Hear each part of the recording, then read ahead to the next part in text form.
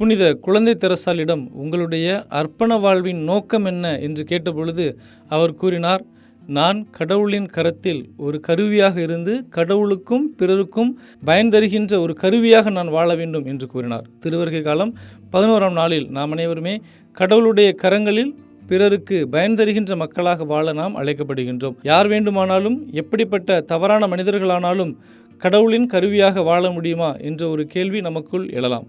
இதற்கு பதிலாக திருவிவிலியம் யோசுவா புத்தகம் ஒரு பெண்ணை நமக்கு எடுத்துக்காட்டாக கொடுக்கின்றது.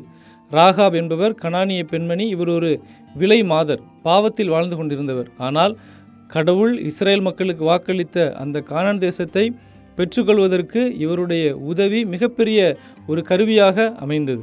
அதாவது இஸ்ரேல் மக்களுடைய ஒற்றர்களை கொல்வதற்காக எரிகோ மன்னன் ஆணையிட்ட பொழுது அவர்களை இவர் காப்பாற்றினார். காரணம், இவர் இஸ்ரேல் மக்களுடைய கடவுளின் மீது நம்பிக்கை வைத்தார், அவருடைய வாக்குறுதியின் மீது நம்பிக்கை வைத்தார். அந்த வாக்குறுதியின் வழியாக பல சவால்களை துணிவோடு அவர் எதிர்கொண்டார். இன்று நாமும் நமது வாழ்வில் கடவுளுடைய கரத்தில் ஒரு கருவியாக வாழ வேண்டுமானால் நாம் நம்பிக்கையோடு துணிவோடு செயல்படுகின்ற ஒரு மக்களாக நாம் இருக்க வேண்டும். கிறிஸ்துவினுடைய இந்த மனித பிறப்பு என்பது மனித மீட்பிற்கு ஒரு மிகப்பெரிய ஒரு கருவியாக அமைந்தது. உலகம் முழுவதிலும் உள்ள மக்கள் நல்வாழ்வை பெறுவதற்கு அவருடைய பிறப்பு, அவருடைய நற்செய்தி ஒரு கருவியாக செயல்பட்டதை போல நம்முடைய மனித பிறப்பும் நம்முடைய மனித வாழ்வும் பிற மக்களை அமைதியில் வழிநடத்த, அன்பை கொடுக்க, அவர்கள் அருளை பெற்றுக்கொள்ள நமது வாழ்வு ஒரு கருவியாக செயல்பட வேண்டும். இதைத்தான் திருத்தூதர் பணிகள் 9ஆம் அதிகாரம் 15 நாம் வாசிக்கின்றோம்.